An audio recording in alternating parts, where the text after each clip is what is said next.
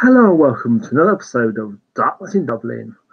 And we last seen today in one of the bars that offers hospitality to mages in the city of Dublin, where two long time but not close acquaintances are meeting, I guess, the day after New Year's to gossip about affairs of the city.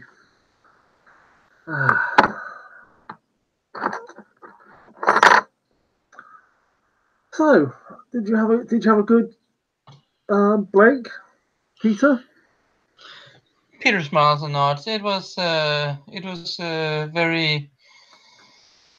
time of introspection and hope. He says with a bit of an enigmatic smile. How was yours? Oh, well, I think no, it was good. It was the first time in a little while I've had someone staying with me for Christmas, so that made the house somewhat more lively. I can imagine. He smiles.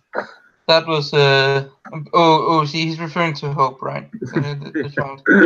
Yeah. He grins. I do remember those times.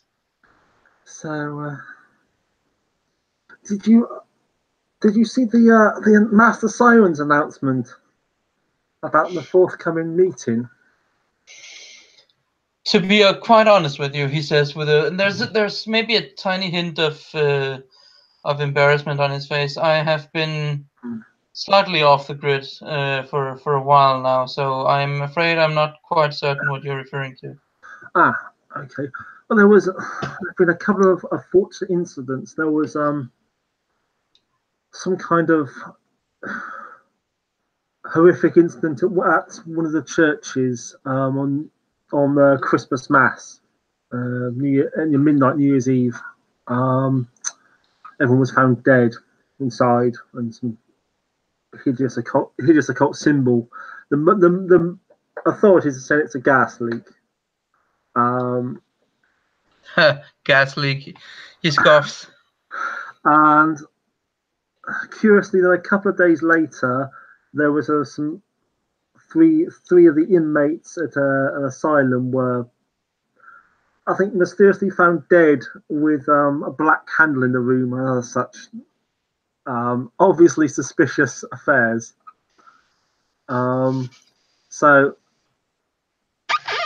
Master Sirens decided to call him to invite, shall we say, the night folk to come and talk about it. I don't know sure quite why this is followed.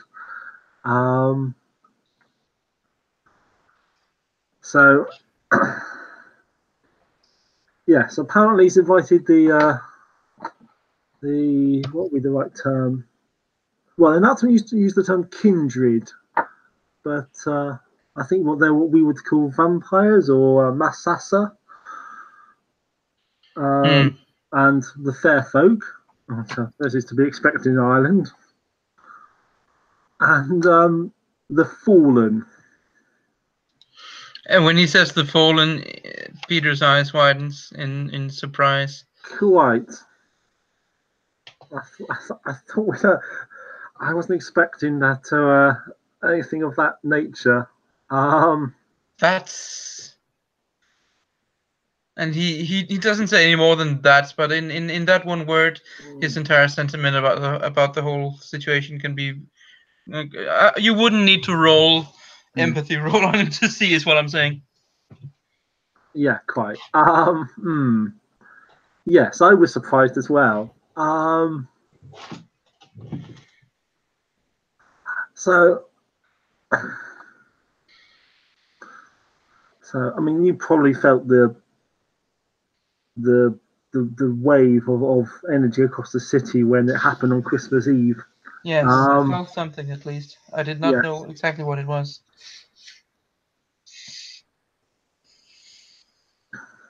So I gather it's also it's rather disturbed the fairyland as well. The place is choked with nightmares. But still, so that's what's happening in mage politics.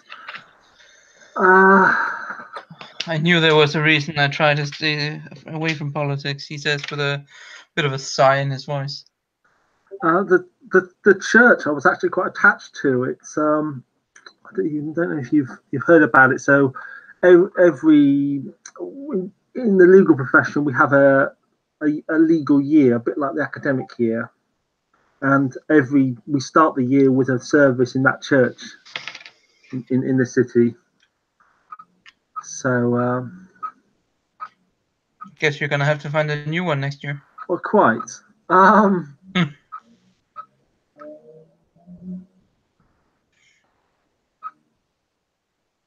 He sighs. I don't know, Rupert.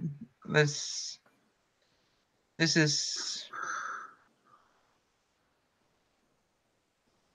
is just not on. And there's something indignant in his voice when he says that. No. And to be fair, if there were some people, if they'd announced they were doing this kind of thing, if it wasn't Master Siren, I would be voicing loud protestations. I mean, we don't know what he's planning. Maybe he's got some grander purpose or grander scheme at work. But Peter like looks at the like he suddenly turns his head and looks at Rupert. It isn't he's not angry with him, but it is there's a determination in his voice when he says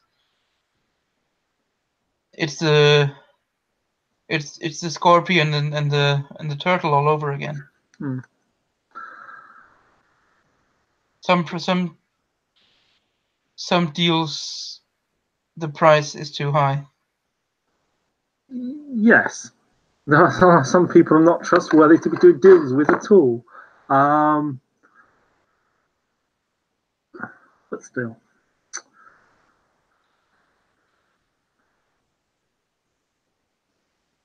So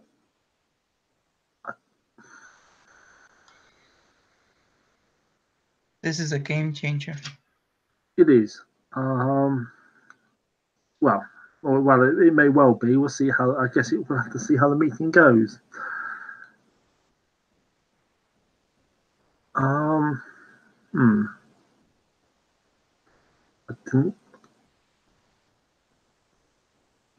Still, on the other side, it does draw these powers are evidently were here anyway. It does at least draw them out. I suppose it's better that we know who they are. He thinks about that for a moment and then nods. I suppose that is true, he says. Knowing your adversary is the first step to defeating him.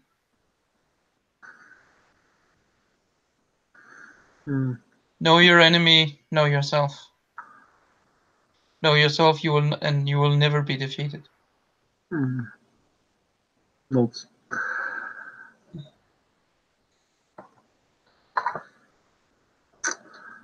Indeed, that might be the plan, he says, with a sudden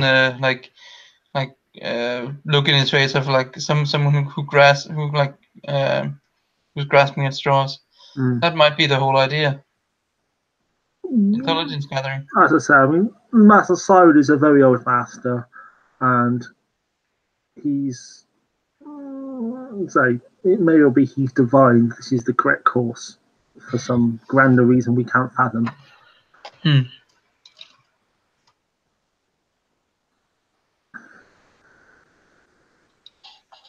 But still, I think it's still entirely sensible to have more reservations.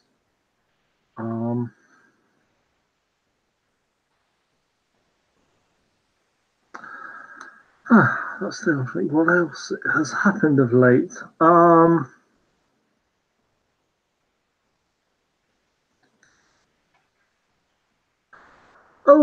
Let's see. There was. I know Lord Sideshow has probably been quite busy. I don't know if you have much contact with him.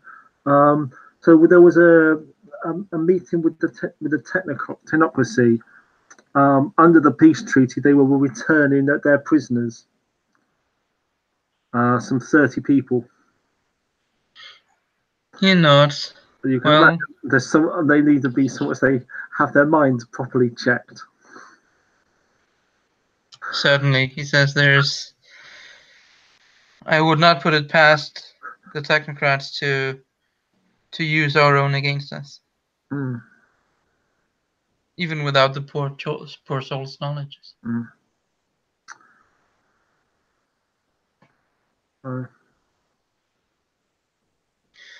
I do apologize, he says with a bit of a smile. I have been too much out of the loop lately, and I feel like I'm milking you for information. No, I don't really.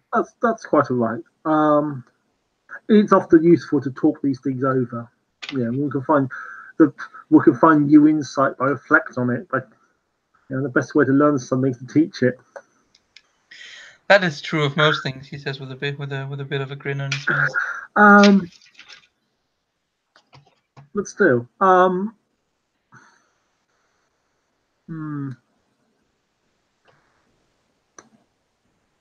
what else do we have to talk about?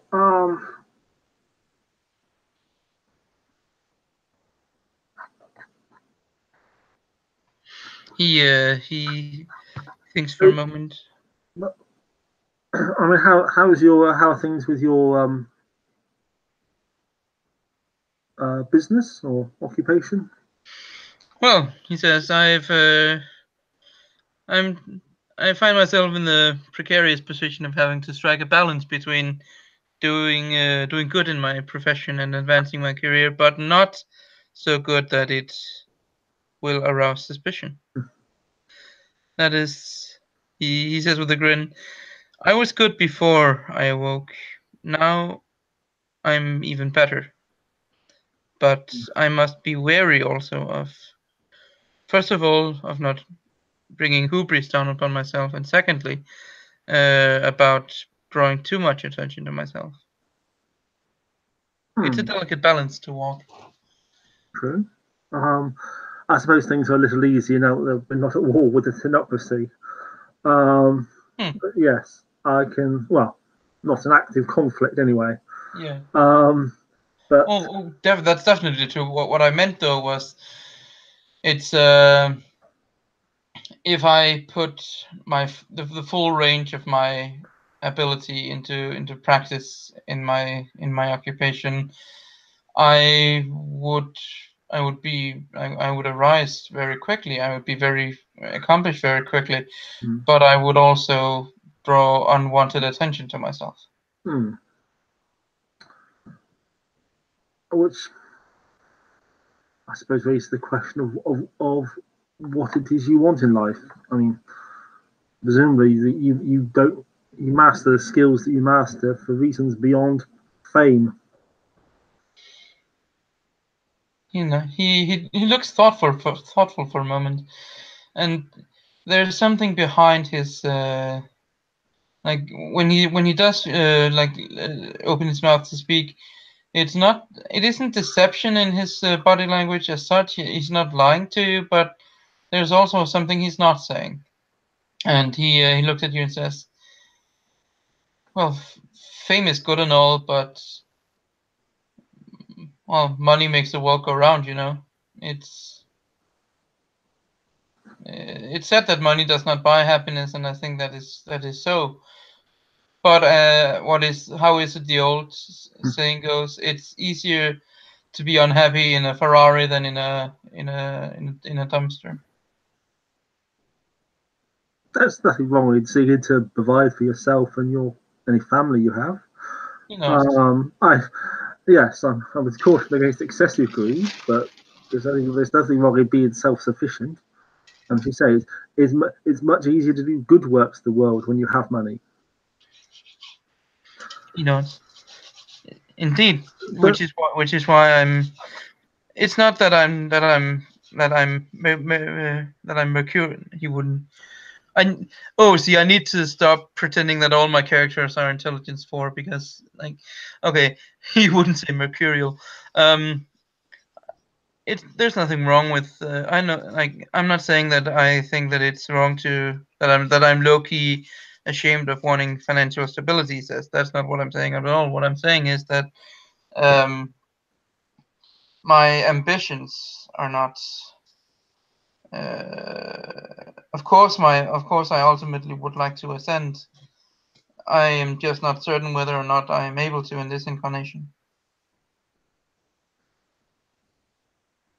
Well, it's not often I hear people even say that or speak of it. They get so wrapped up in the affairs of their lives or their own pursuit of power that they don't stop to think about ascension. There are, and there's a certain darkness behind his in his voice when he says this, but it's not malevolent darkness. It's more like the darkness of depression than anything else. He says, I've had things of this nature on my mind for quite some time now. And if given the choice between enlightenment or applied power, it's not an easy one to make. There may come a point at which I've been thinking about this recently that self enlightenment for its own sake can be somewhat self indulgent.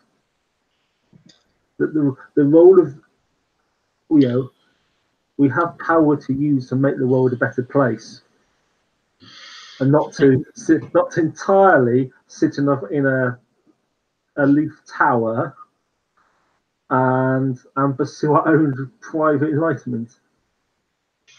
He smiles for a moment, then he looks at Rupert. If I were to grant that, he says, I'm not entirely certain yet that I do, but if I were to grant that, there is also the case of the Buddha. He smiles. He impacted the world immensely by doing nothing, and positively, I might add, by eventually just sitting under the tree until he found enlightenment for himself, and by doing so became an example for billions of others since then. Yes, though someone else must have done the work to record the story. This is so. But yes, I mean, I suppose my issue with Buddha's perspective is ultimately it denies the world. And if the world is illusion, then none of it really matters. And I see that for him, that is how he ascends out of the world, by denying it. But if we care about the world, if we care about human suffering, if we care about others, we should seek to help them in their troubles, seek to make the world a better, safer place for them. And not, I personally, I would not deny the world the way he did. Peter nods. He says, I can understand that. He says, though I might also interject here. Fuck it, I need to stop speaking like a theologian.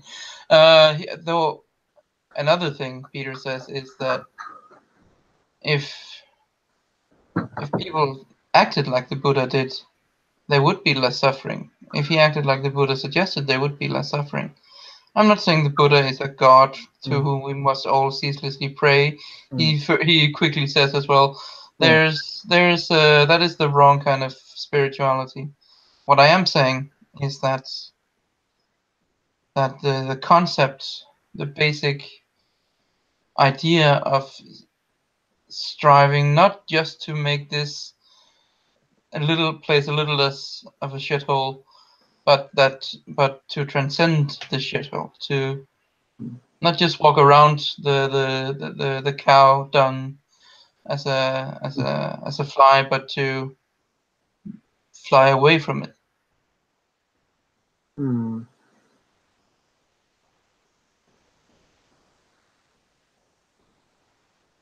And the more that eventually achieve that, the more who eventually find enlightenment, the better a place Earth will become, the better a place humanity will become in it, and we can finally take our Well, our place. let us suppose though that people, all the people such as yourself, all the good people, Mm. managed to achieve that, to manage to fly away from this world. I think we can safely assume that certain individuals, the technocracy, for example, would not achieve that. They would be left behind. Mm. Would that leave the world? There will always be those who ascend, he says. There were even when the teachings of the Buddha were suppressed, there were people who still followed the path. There Mm. will always be people who follow the path and who ascend because they dare to go against to be the fish that swims upriver.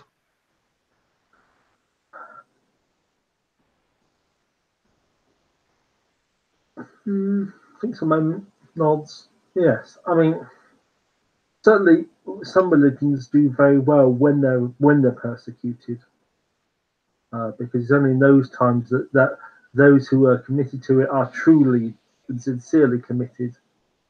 Um, so,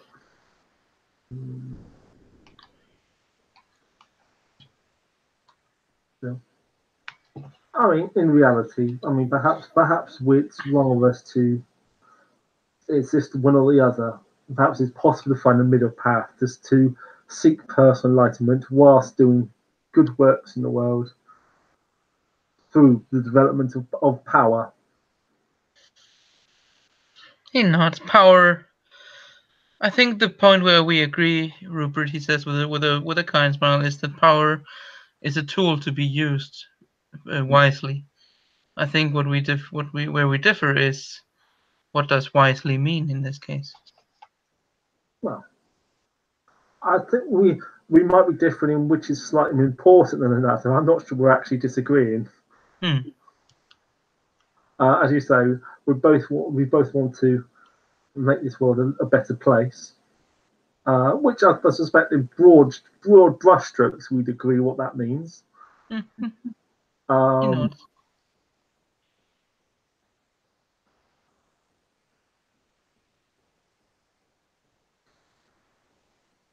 and yes, I've seen plenty of mages who stop, or at least from what I can see on the outside, stop actually trying to be, ascend or become more enlightened. Hmm. And well, I've seen it firsthand to see what happens when people who put on achieving the result they want, or which in some cases is altruistic, above and beyond doing what's morally right. I had someone put that question to me recently: would I rather succeed or would I rather be right? Ultimately, he says, does it not come down to the same thing? If you succeed, then you by definition were right. And if you were right, no matter what, you will eventually succeed, whether in this incarnation or another. I know there are some.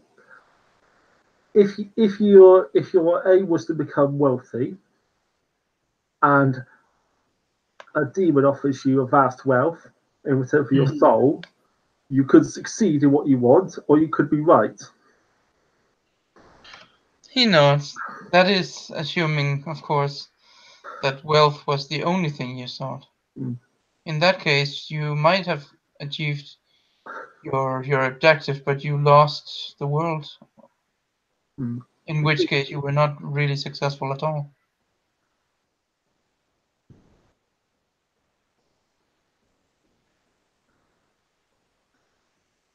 Yes.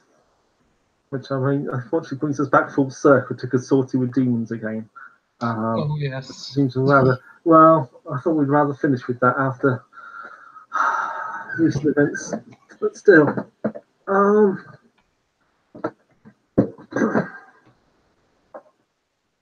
So yes, now I don't think I'm assuming that nobody really knows what happened at that church as to who was behind it. Clearly, it was very powerful. There was a symbol that was found. Different icons. But I know it was there was a pentacle inscribed in a circle, but then with a collection of other symbols inside it. Pentagram, he says. There's Yeah, so an upwards five-pointed star inscribed inside a double circle. he nods. I know what a pentagram is, he says with a smile. It's its presence here that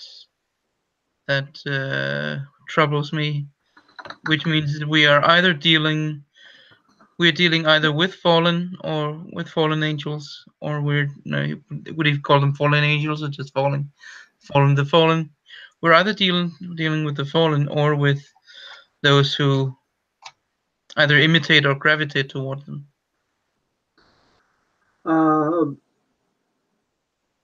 Yes. I mean, it's also used by pagans. True, but I know of no neo-pagan group that would. I know that there is not much love lost for Christianity in most of those circles, and to a certain extent I can understand it. But I doubt that very many of them would have that much of a grudge in this day and age. No. Well, there have been some very militant pagans in this city.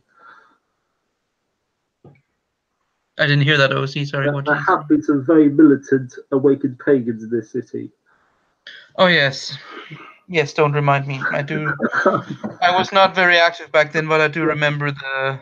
Yeah. But there's also a new one, which you might not have heard about.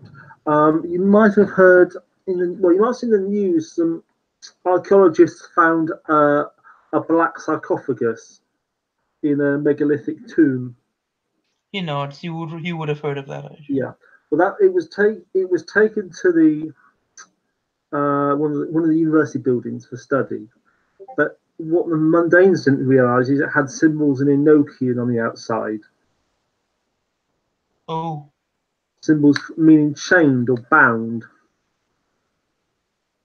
Oh no. The sarcophagus was opened some days later before, as far as we know, before anyone, before we at least interacted with it. I do have some suspicions that anyway, the sarcophagus opened. We became aware of this when the university building burnt down, and there was a huge disturbance in chimerical reality, and in fairyland. In fairy, the sun turned into a great eye. Oh boy. How familiar are you with the Irish mythology? What would what would a normal Irish person be familiar with? I'm not sure, but I guess at least some cursory level, because it's just. Have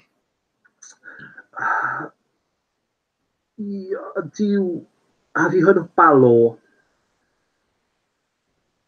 And Peter's player hasn't heard any of this, Okay. and doesn't know the word. Balor is the villain of the Irish mythology. He's essentially a great sort of god giant, one with one huge eye. He's a god of the sun in its destructive aspects, the god of drought. So he's basically to Irish mythology what the Jotun are to Norse mythology. Not familiar enough with the Norse to make the direct comparison. That's fair. He is the inspiration behind Sauron. Okay. Sauron of the bitter eye. Okay. It's quite literally Balor of the one eye.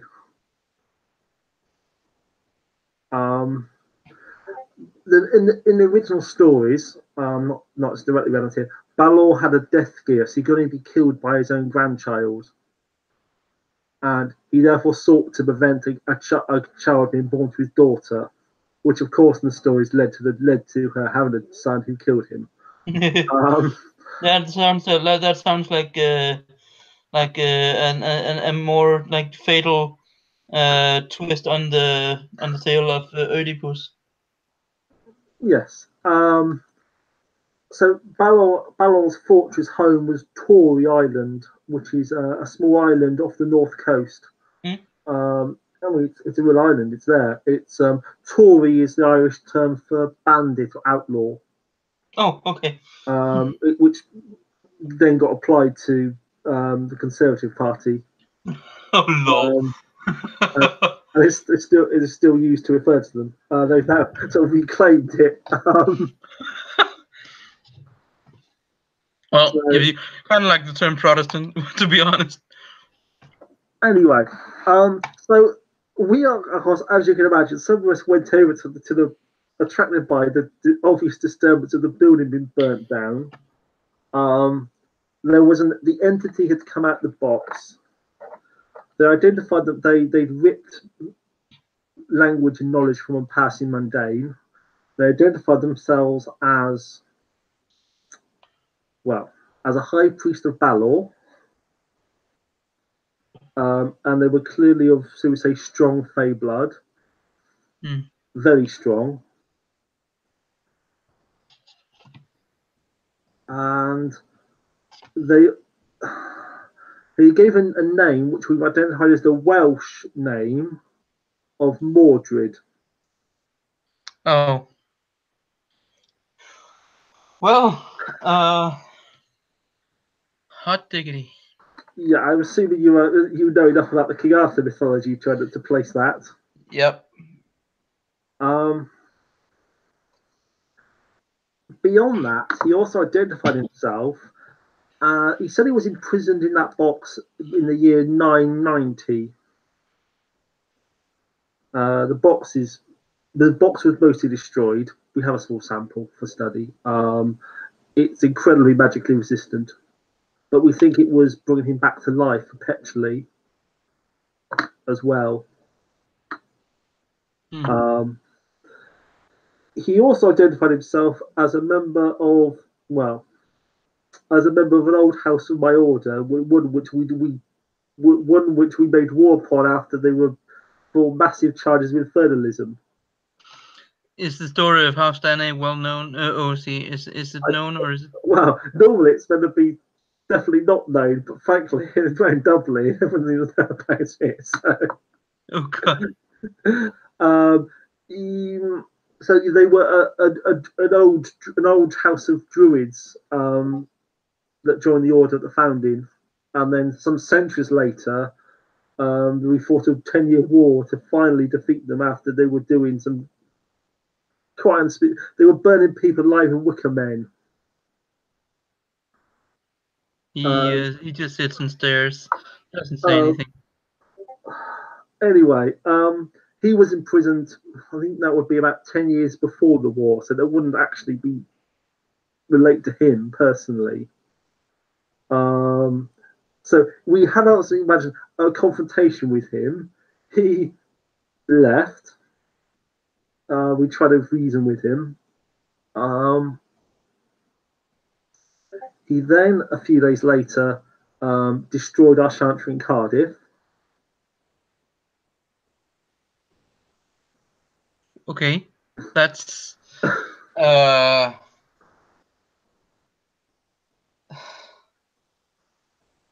okay. Go on. He then, a few years later, appeared in Edinburgh and was talked out of attacking our chantry there. And he's not, as far as I'm aware, been heard from since. But in terms of a militant pagan, he definitely, with power, he definitely counts as one. Yes, that would be an entirely different kettle of fish than your edgy teenage screw the system. pagan. Yes. So as I say, we've got a lot of mythology here. He's both a high priest of Balor, so he's not just of a shall we say a good pagan god. He's openly serving the villain of their mythology. Mm. And he's identified himself as Mordred. So again, another villain. And he's from he's clearly a Hermetic Magus, or at least a former Hermetic Magus, with strong Druidic connections and possibly infernal connections. Wow. So you can see why. Obviously, he would of course be one of my list of suspects for what's going on. He nods, and I listen. He says, but I am growing ever more impatient with this. Not with you. And he hastens to put that out. I'm just tired of this political bullshit going on.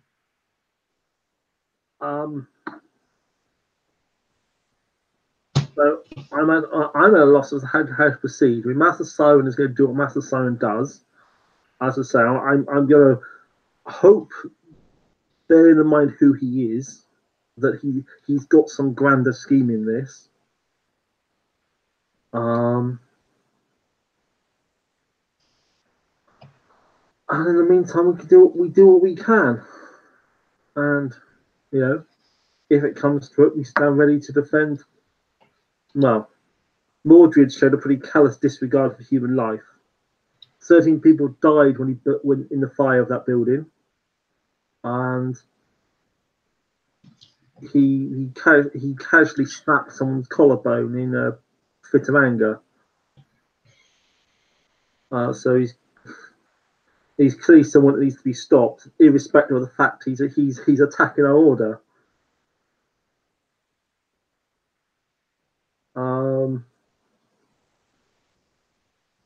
And I've also been slightly concerned that is his return going to herald the rise of Balor? That do gods really properly die? If we are who we think we are, he says, it is a matter of. It is not a matter of if something can happen. It is, do we will it enough for it to happen? Well, someone is very clearly willing it to happen. But maybe that's what his game is here. Maybe that's what he's performing all these acts to try to resurrect Balor. There's a good example of what I said earlier. Talking these things through helps put it in perspective. Yeah.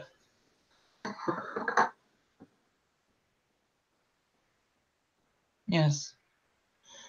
What I meant was that if the rhetorical question about whether or not he can be killed, everyone can be killed. It's a matter of will and strength, and both at the same time. Okay. Some things I can say about Mordred. So he obviously demonstrated the power to call up a firestorm to destroy a large building. So he's at least an adept of forces. He also put the fire out when challenged to do so trivially. What confused me at the time was when he put the fire out, I was watching him. I had my sights active. He exerted his will upon the world, but he did not appear to attract paradox.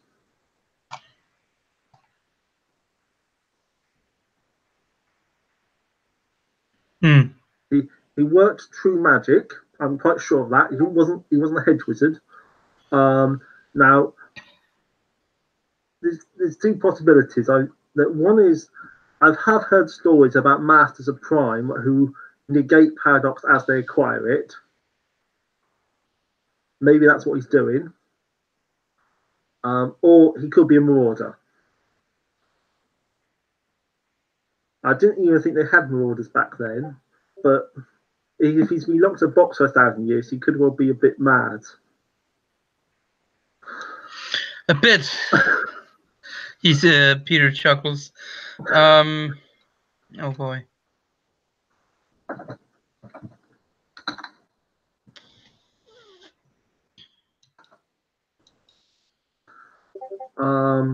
So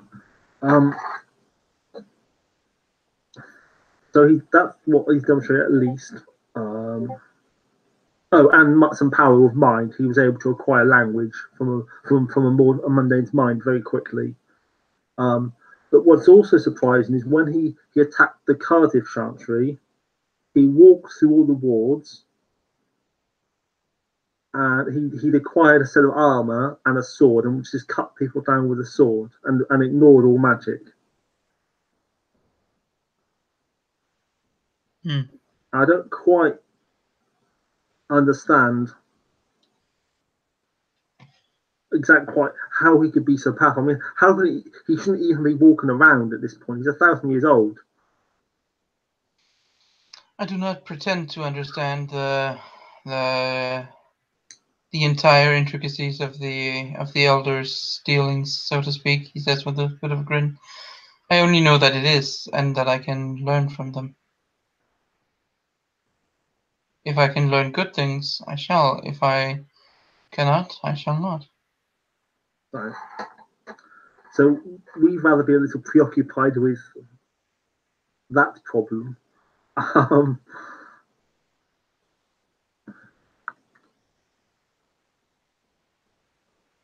Was that a question? Sorry, I didn't catch that. No, it's just we've rather been preoccupied with that problem. He knows. As you can imagine. Oh, yes. So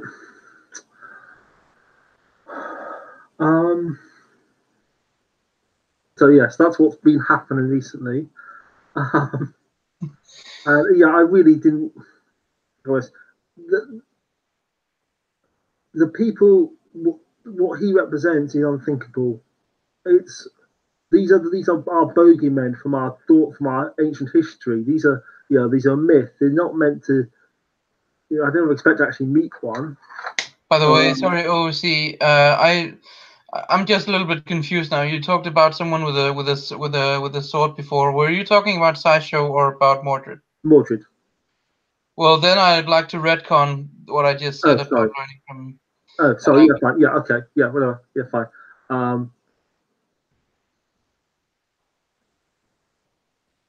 What he would have said then is, well, such power should not be in the hand of such as him.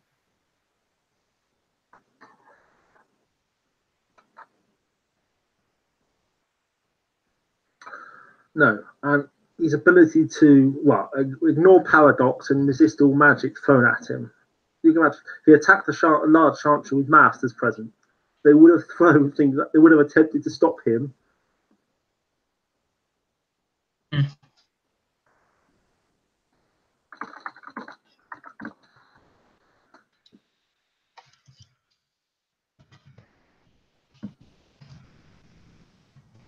So I don't understand how he can be as powerful as he to do the things he does.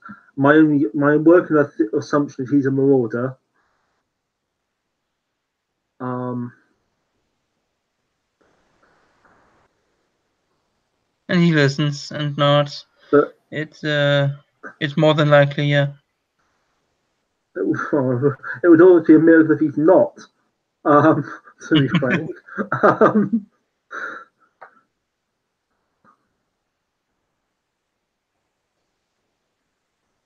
Yeah. I have been away from the city for far too long, it seems. Well,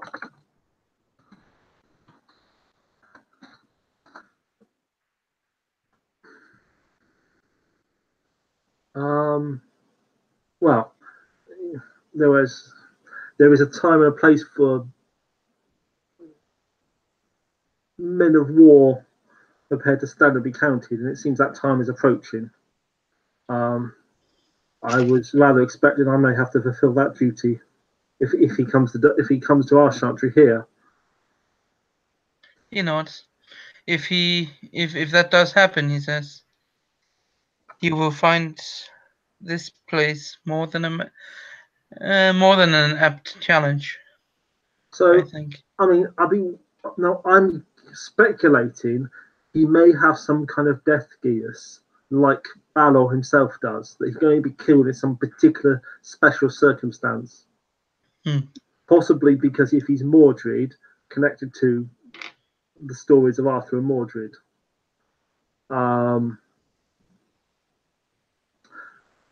That aside, my thinking is clearly magic's been tried and not worked. So, because he's of strong Fey blood, we try the cold iron weapons.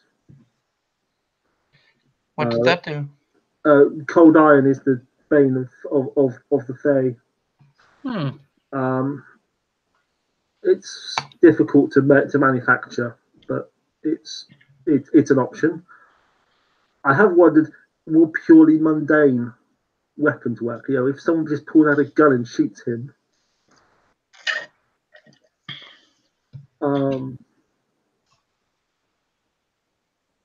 And beyond that, yeah, I suppose there is, again, engaged in physical combat with swords. I assume he's very good at that. But then other people are very good at that. Or failing that, there's, well, given he's manifestly an enemy of, well, of the highest power, we put our faith in God to deal with him and drive him back. But so that's the list of things I've worked up to try. I'm hoping the research comes up with a better plan. He says, well, to be honest, Rupert, I'm needing to will myself to struggle back to the politics of this of the city, and it is a steep mountain to climb down once having climbed up. But if the wolves are approaching the village, the guardians must stand. And on that note, shall we leave it there? That sounds like a good finishing line. Right, thank you, players and players. Thank you, watchers, for watching. This has been another episode of Darkness in Dublin. And remember, kids, friends don't let their friends do demons. Yes.